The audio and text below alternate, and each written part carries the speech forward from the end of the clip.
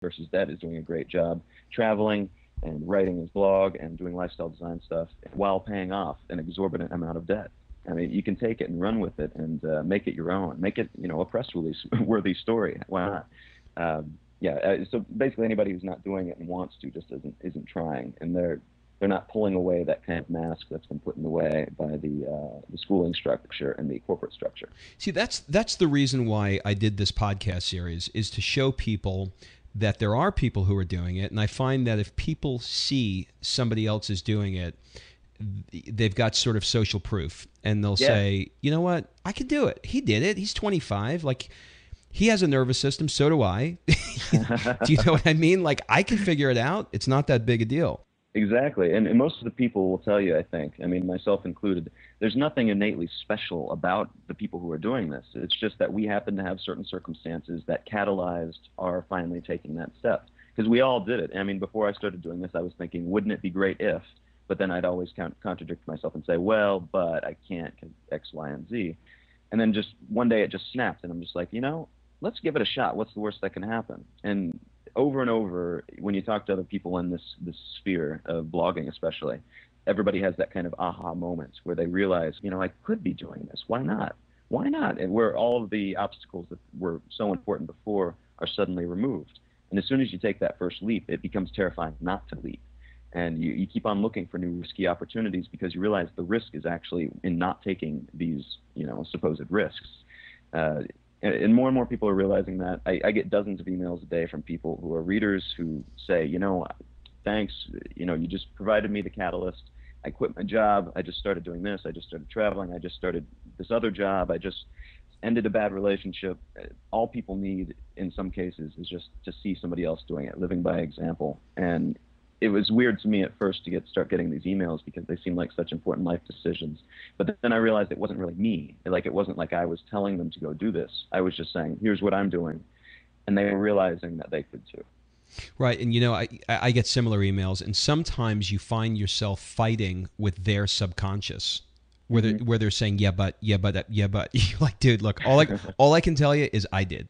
Yeah, exactly. So Thailand seems to be a place that a lot of lifestyle design people have on their short list. For example, I've got some friends out there. One guy is writing a blog called Tropical MBA. Another guy is writing one called Location 180. Another guy's writing Muse Life. They're all friends that are living there. Why do you think Thailand attracts, this sort of lifestyle for people? I would say it's probably mostly the currency. The exchange rate is very favorable for Americans. For anybody who has a higher currency, honestly, it's that whole geo arbitrage thing, so-called geo arbitrage, where if you earn a higher currency and spend it in a place where they spend a lesser currency, something that's not worth as much, you can live a ridiculous lifestyle without having to make much money. And I think that's what the Tropical MBA guy and Sean and David and Cody over there, that's what they're all doing. They don't have to work a whole lot or make thousands and thousands and thousands of dollars a month to live this ritzy lifestyle. And that's smart, if that's what you value. If you don't want to have to do much work to make money so that you can live more of your life, that's perfect. And they found a way to do it. I was talking to Sean this morning, ironically, and he is paying $200 a month for an amazing place, which is like insane. So what would you say is the biggest challenge that you've encountered along the way? And I guess the answer is probably your story in Lima. Gosh, yeah. Biggest challenge, though, I was almost mugged in Buenos Aires, which was tough, because then after that, I've become a very careful traveler, where I'm always kind of watching my back, and it was totally unnecessary in Christchurch, New Zealand. Population 400,000, apparently the highest crime rate in New Zealand, but the highest crime rate, to put it in perspective, they were still talking about a mugging that happened 3 months before. Like, not much happens. The news is full of like really fluffy stories where they don't really have too much to worry about. There's all these public service announcements on TV, not about anything hardcore like drugs and violence. It's all about, well, don't leave your cooking unattended because you might burn down your house. Like, I'm not kidding about that. Like, they've got these really good, actually, really well made, but really dramatic commercials about not leaving your cooking unattended. So That's an idyllic kind of place. Buenos Aires, not so much. It's much, much, much, much bigger. It's like 24 times the population of the entirety of New Zealand. And no, that's not right. Of the entirety of Christchurch, rather. And the crime rate's so high. Last statistic I saw, it was like 37% unemployment or something. Just Yeah, it's people, crazy. people are looking to try to live that westernized lifestyle that I see on TV, but they can't. 'Cause, the jobs are in some cases there, but they don't pay very much, and they value going out more. So, yeah, dealing with that was really tough for a while because I'd never been mugged before. So you've been doing this for now 2 years. Is that what you said? 1 year, One actually. year. Okay. So would you say that if we sort of went back to that moment where you were sitting in the back of your van and, we sort of like with a time warp, we went back and, you were able to envision what it was going to be like, how different from what you thought it was going to be was the experience over the last year than it actually was? Hmm. I met a lot more people much faster than I thought I would. Just making connections. I guess I got pretty good at making connections while I was in LA, and I didn't think it would translate well overseas, but it seems like the same philosophies, like giving value and getting value back, for example, communicating clearly, simple things like that. That every relationship, I think, the basis of every relationship are those two things primarily. That translates so well. So if you go to other countries and you do the same thing, then you make friends very quickly. And I was just kind of thinking for some reason that culturally there might be a difference where it just wouldn't work, or I was thinking that people would probably have trouble because me being American and us having 8 years of George Bush, I didn't think that I'd get a very good reception. But most people, one of the very first people I talked to in Argentina actually told me outright before I had said anything to him. He said, "I just want you to know, I do not hate you. I do not hate you. I hate George Bush, but I do not hate you." And It's unbelievable. My wife and I travel with the Canadian flag on our luggage. We I've seen really a lot of, do, and it's yeah. not even making a political statement. I mean, whoever's listening to this, we are not, making a Republican Democrat statement. What we're saying is the reality of when you travel and how we are perceived. I used to travel years ago, and you told somebody you were from America, the dollar was strong, there was respect, there was, there was an instant, admiration, like they wanted to be like American.